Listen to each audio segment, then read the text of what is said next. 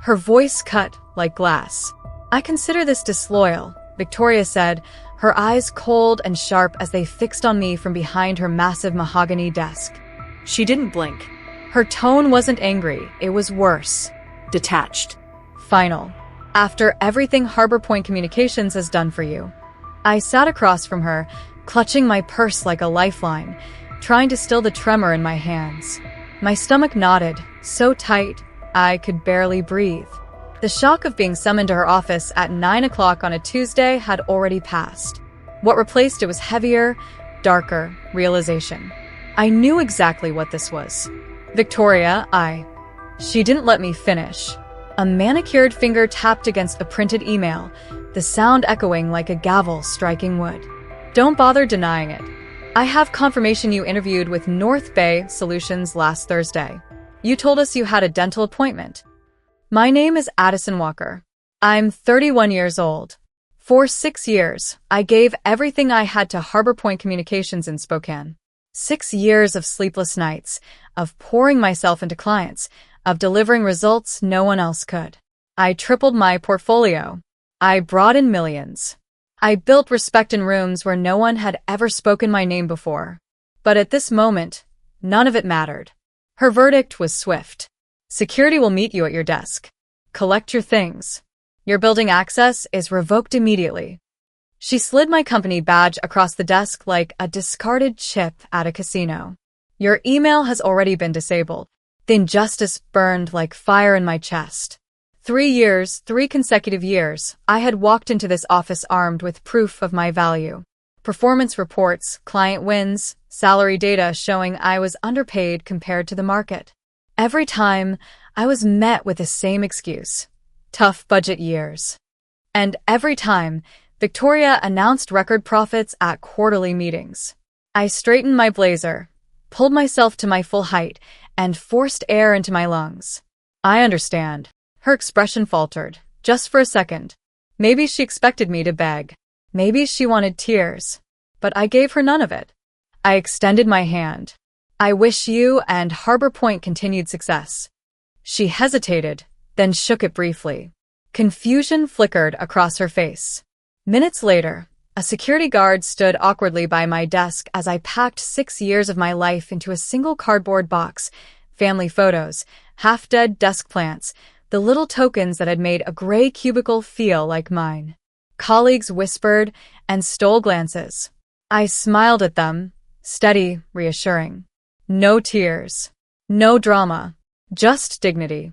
When the glass doors shut behind me for the last time, the April sunlight fell warm on my skin.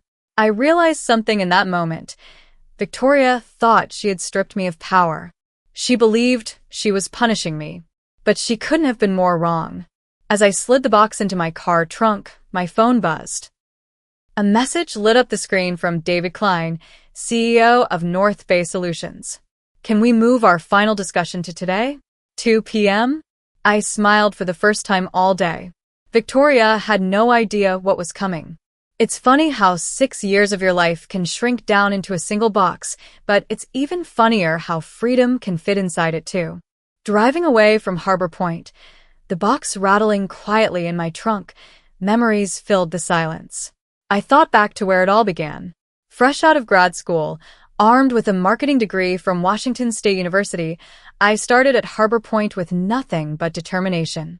No clients, no power, just long hours making coffee runs and typing meeting notes. But I refused to stay small. I stayed late. I volunteered for the projects nobody wanted, the clients everyone said were too demanding. Within 2 years, I was managing mid-tier accounts. By year 4, I was trusted with North Bay Solutions, our biggest client, nearly a third of Harbor Point's revenue. That opportunity had come from chaos. Their old account manager dropped the ball during a crisis, and I stepped in. David Klein had looked me in the eye and said words I'll never forget. "You're the only one who seems to understand what we need before we even ask." From that moment, everything changed. North Bay doubled their budget, extended their contract. The partnership flourished under my care.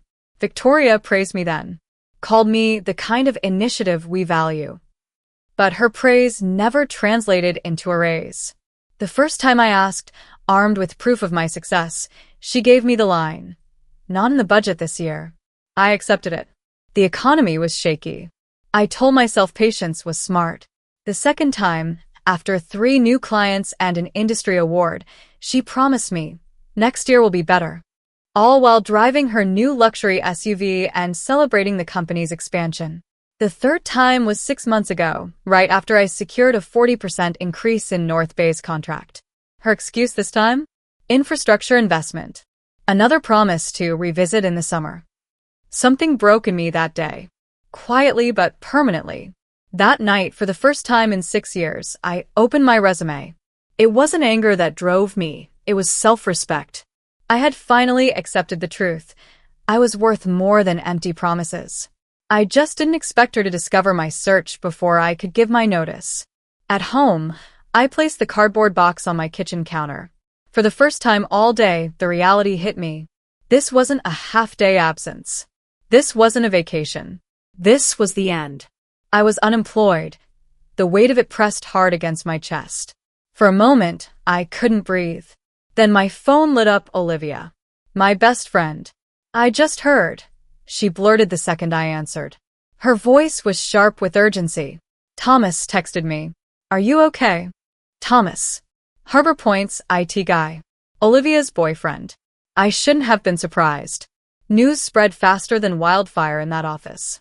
"I'm processing," I admitted, lowering myself onto a kitchen stool. The words felt small, fragile, but true. It all happened so fast.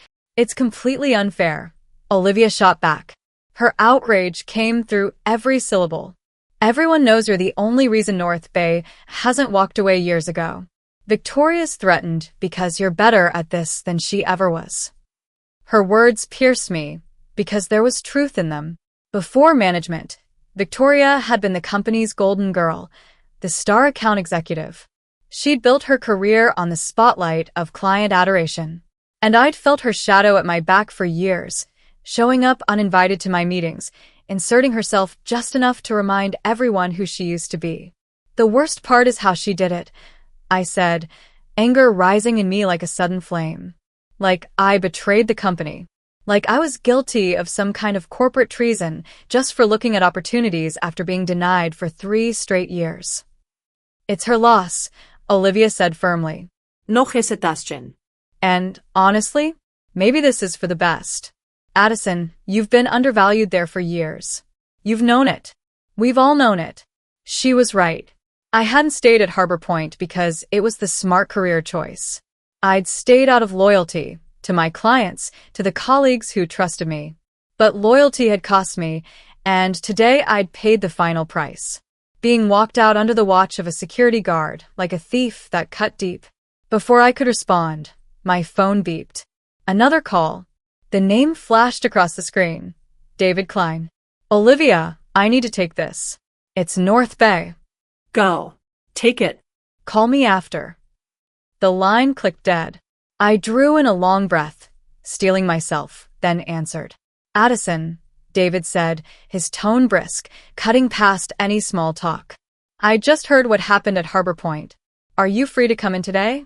I'd like to move our conversation forward." My heart pounded. Yes. 2 o'clock works. Excellent. "And Addison, don't worry about this morning. Sometimes endings clear the way for beginnings." After the call, I stood frozen, staring at my reflection in the kitchen window. The woman staring back wasn't broken. She wasn't a victim.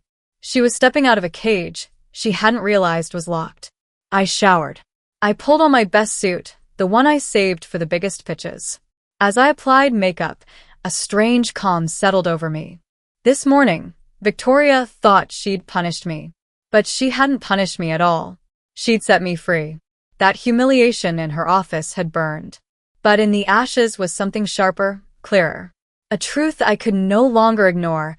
I had given Harbor Point my loyalty, my creativity, my nights and weekends. In return, I had been dismissed like a replaceable part. That chapter was over.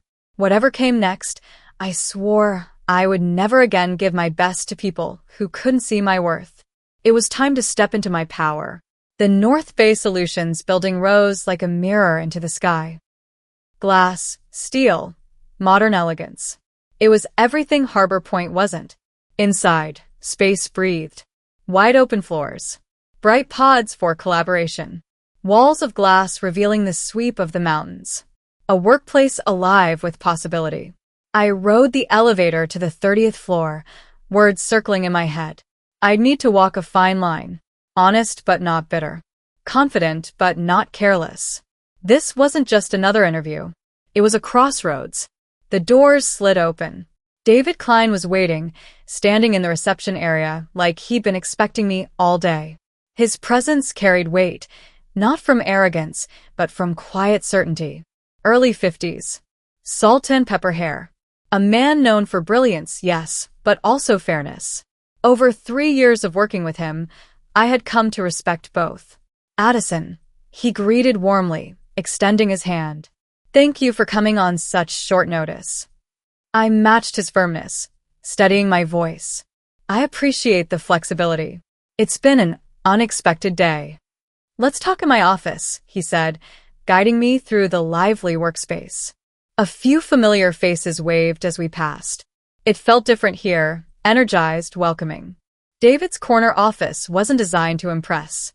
No intimidating desk. No trophies of power. Just comfortable chairs arranged for conversation. A space for ideas, not ego.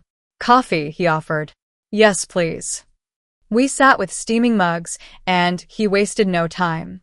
I received a call from Victoria Sanders this morning. She told me you would no longer be handling our account. She also mentioned she would personally take over until a replacement is assigned. I forced my expression neutral, though anger flickered beneath. Of course, she'd try to cling to their largest client. What she doesn't know, David continued, leaning forward, is that we've already been concerned about our relationship with Harbor Point. That caught me. Concerned? The last campaign exceeded projections by 23%. Because of you, he said without hesitation. But outside of your work, we've seen delays, quality issues, a complacency that doesn't sit well with us. Frankly, we've started to feel they take our business for granted. He set his mug down with intention. His gaze sharpened. 3 months ago, our board recommended we explore other marketing partners. I held them back because of you, because you understand our brand, our needs, in ways no one else has. My pulse quickened. Was he saying what I thought he was saying? When you reached out about opportunities here, David said, his voice steady, the timing couldn't have been better. But let me be clear, we were never going to poach you. We respect professional boundaries too much for that. David leaned back in his chair, steady, calm. We were prepared to wait until you gave proper notice at Harbor Point. I was planning to, I admitted, wanting him to hear it from me. 2 weeks. Once I had a formal offer. He gave me a small smile. I believe you. That professionalism is exactly why we're sitting here. Victoria's decision this morning just moved the clock forward. He opened a folder, slid a document across the desk toward me. His eyes never wavered. This isn't an interview, Addison. This is an offer. Director of Client Strategy. You'd lead the team, oversee every external marketing partnership, every agency relationship. I glanced down. The breath caught in my throat when I saw the number. The salary wasn't just higher, it was nearly double what Harbor Point had paid me. More than I'd dared ask for in any of my raise requests. This is very generous, I said carefully. David shook his head. It's not generous. It's fair. It's the market rate for someone with your record. Sometimes it takes leaving a place to realize what you're really worth. That night, the offer letter lay on my kitchen table, signed but not yet returned. I had asked for the courtesy of one night to review everything, though we both knew my answer was already yes. My phone buzzed nonstop through the evening. Messages from colleagues at Harbor Point. The story had spread like wildfire. Some offered sympathy. Others shared rumors. Thomas's text made me pause. Victoria called an emergency meeting after you left. Told the entire staff you were terminated for breach of loyalty. Reminded us Harbor Point rewards loyalty above all. The irony wasn't lost on anyone. I almost laughed at the hypocrisy. Loyalty had been my currency for 6 years, but it had never been reciprocated. Now she wanted to weaponize the word against me. Another message arrived, this time from Jessica at reception. She's been locked in her office all afternoon, making call after call. Looks stressed. Guess someone's worried about North Bay. I didn't reply. There was no joy in her panic, only confirmation. Victoria had built a house of cards, and today she pulled one out with her own hand. The phone rang again. Unknown number. Against instinct, I answered. Addison Walker? A woman's voice. Steady. Professional. Speaking. This is Elaine Winters. I'm on the board at Harbor Point Communications. My stomach tightened. Board members didn't call employees. Ever. I understand there was an incident today, she continued. Regarding your employment. I'd like to meet tomorrow. Victoria may have been hasty. So that was it. Victoria had fired her most valuable account manager without board approval. And now, with North Bay on edge, the board wanted damage control. I appreciate the outreach, Ms. Winters, I said, keeping my tone even. But I've already accepted another position. A pause. May I ask where? I don't think it's appropriate to share that. Another pause, longer this time. Addison, if this is about compensation, we can revisit those conversations. The board values your contribution. The irony almost stung. 3 years of documented denial, brushed off requests, promises of next year. And suddenly, now they valued me. It's not just about compensation, I told her. My voice was steady, resolute. It's about respect. About recognizing worth before someone has one foot out the door. Perhaps we should discuss this in person, she pressed. Tomorrow morning? I hesitated. I had no intention of going back. But part of me wanted closure. A chance to say aloud what had been broken. Fine. 9 a.m. But to be clear, I've signed elsewhere. I'm not here to negotiate a return. Understood, she said, though her tone hinted otherwise. We'll see you tomorrow. When the call ended, I poured a glass of wine, stepped out onto my balcony. The spring evening wrapped around me. Cool air, city lights flickering alive one by one. Tomorrow would be unexpected, but maybe necessary. A chance to close the door fully, not just for myself, but for the colleagues still trapped inside Harbor Point's walls. My phone buzzed again. An email from David Klein. Subject line, welcome to the team. Whatever happened tomorrow, one thing was certain. I wasn't going back. The next morning, I walked into Harbor Point as a visitor, not an employee. The lobby looked the same, but it felt foreign. Jessica's eyes widened when she saw me.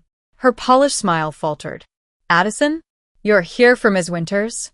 That's right, I said, signing the visitor log. The pen felt heavier in my hand than it should have.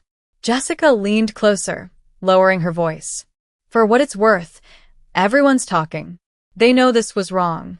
You were the best of us. Her words warmed me in a way I hadn't expected. Thank you, Jessica. I stepped into the elevator, the doors sliding shut around me. The ride gave me a moment to breathe, to center. I had dressed in a navy suit, not to impress, not to beg, to remind myself and them that I wasn't walking into this meeting as a discarded employee. I was walking in as an equal. Elaine Winters was already seated when I walked in. A slim folder lay in front of her like a sealed verdict. She was in her 60s, silver bob cut with precision, posture straight as a ruler. The kind of woman who made million-dollar calls before her first coffee. Ms. Walker, thank you for coming, she said, standing to shake my hand. Her grip was firm. Please have a seat. I looked for Victoria. She wasn't there. When Elaine closed the door, I understood. This would be private. I've reviewed your personnel file, she began, opening the folder with careful fingers. 6 years of excellent performance reviews. Steady expansion in your account portfolio. And 3 formal requests for salary adjustment. She glanced up. All denied. Heat rose to my face, not from shame, but from recognition. This was the pattern I'd carried like a quiet bruise. I wasn't aware of this pattern, she said. That surprised me. I assumed compensation decisions were reviewed at the board level. Major changes, yes, she replied. Her tone remained even, but the edge was there. Management has discretion within certain parameters. Victoria has been operating with significant autonomy. I see. What I don't see, she continued, flipping to the last page, is documentation justifying your termination. We have no policy forbidding interviews with other organizations. I kept my voice even. The word used was disloyal. One of her eyebrows twitched. An interesting choice, given the circumstances. She closed the folder.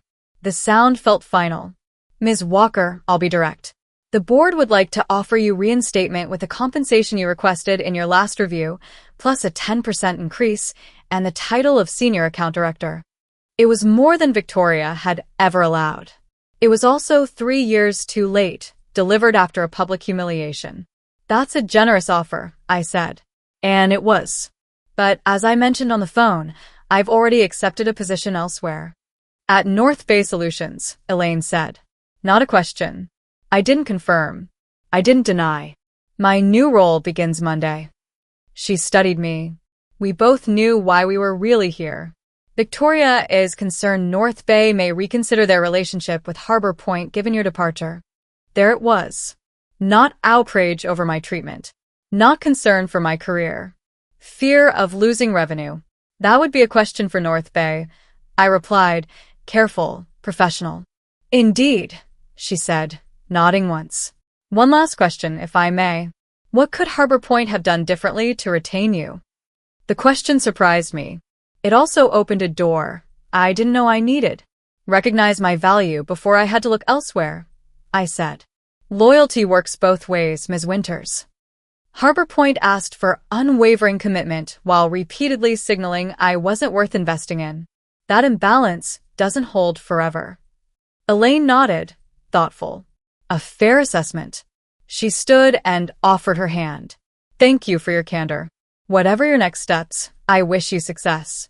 Walking out of Harbor Point for the second and final time, I felt lighter.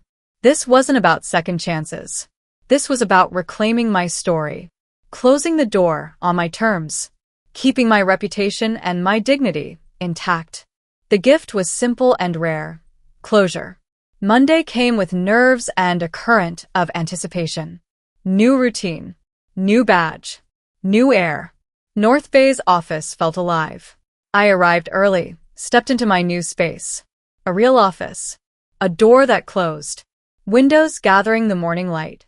Not a cramped cube dressed up to look important. David had arranged everything. A welcome basket. Systems ready. No friction. No tests. At 9, he stopped by and walked me to a table where 5 faces waited. My team. Sharp eyes. Curious energy. Team, this is Addison Walker, our new Director of Client Strategy, David announced. Many of you know her from her work with Harbor Point. We're lucky to have her in-house. I shook hands. Names anchored to smiles. Specialists. Doers. People who cared. The irony wasn't lost on me. In a week, I'd gone from fighting to justify a raise to leading every external partnership North Bay had, including the one with Harbor Point. After intros and a quick priorities rundown, David asked me to join a meeting in the conference room. The executive team was already there. CFO. CMO. Operations. Focused. Open. Before you dive in, David said, we wanted your input on an important decision. The CFO spoke first. In light of recent changes, we're reevaluating our relationship with Harbor Point. The contract is up for renewal next month. The CMO nodded. We value your perspective. You know our needs. You also know Harbor Point's capabilities firsthand. A clean shot at revenge sat on the table. I could end it with one recommendation. No one would blame me. The hit would be big. Victoria would feel it. I let the temptation pass through me and dissolve. That wasn't who I was. Winning small isn't worth losing yourself. I think we should evaluate Harbor Point by the same criteria we'd use for any partner, I said. My voice steady. Responsiveness. Quality. Strategic alignment. Bench strength beyond a single point of contact. If they meet the standard, they earn the work. If they don't, we move on. The room stayed quiet for a beat. Then heads began to nod. Professionalism over payback. Long game over short. Their work had been strong. But strong wasn't enough. Consistency. Depth. Real account management. Those would be the deciding factors. The email went out at 11 a.m. on Wednesday. Exactly 1 week to the day since Victoria had looked me in the eye and called me disloyal. I hadn't planned the timing. I hadn't plotted revenge. This was simply when North Bay's executive team reached their decision, after weeks of reviewing pitches from 3 other agencies. David had given me the courtesy of reading the email before it went live. I'd stepped back from the final vote, recusing myself to avoid even a shadow of impropriety. Still, seeing my name in that message carried a weight I hadn't expected. The email was crisp, professional, final. After careful evaluation of our marketing needs, North Bay Solutions has decided to transition our account to Meridian Creative, effective immediately. This decision reflects our evolving brand strategy and digital requirements. Addison Walker, our new Director of Client Strategy, will oversee the transition and serve as your point of contact. We appreciate our partnership and request all materials be transferred by close of business Friday. I could almost see Victoria's face as she read it. First the disbelief, then the panic as the truth sank in. She hadn't just lost me. She'd lost North Bay, a client worth nearly a third of Harbor Point's annual revenue. And now, salt in the wound, I would be the one managing the transition. I hadn't had to say a single negative word about Harbor Point. I hadn't twisted arms or planted doubts. Their own cracks had been exposed the moment I walked out. My exit had pulled the thread, and the unraveling was theirs to own. That afternoon, a notification lit up on my phone. A LinkedIn request. Jessica, the receptionist who had whispered her support the morning I left. Her message followed almost immediately. The office is chaos. Victoria's locked in meetings all day. 3 account managers already updated their resumes. Karma works fast. I stared at the screen. For a moment, temptation stirred. The urge to reply, to savor the downfall. But I didn't. There was no need. I had nothing to prove. Instead, I focused on my team, on building systems, on laying the foundation for something solid and lasting. Success, I realized, was the cleanest revenge of all. Later that evening, I accepted Jessica's connection request. My reply was simple. Thank you for your kindness during my time at Harbor Point. Wishing you all the best. And it felt good. Not smug. Not triumphant. Just right. Because here's what I learned. Sometimes the sweetest revenge isn't something you plan. It isn't fire and fury. It isn't a grand speech at the end of a movie. Sometimes the best revenge is quiet. It's living well. It's thriving in the places people swore you couldn't. It's valuing yourself when others refuse to. A year later, I looked back on that week and realized something I couldn't see in the moment. Victoria thought she had ended me. What she gave me instead was a gift. The push I needed to step into my own worth. And in chasing revenge, I stumbled into something much greater. Self-respect, freedom, and the courage to claim a life that had always been waiting for me, once I stopped waiting for someone else's permission.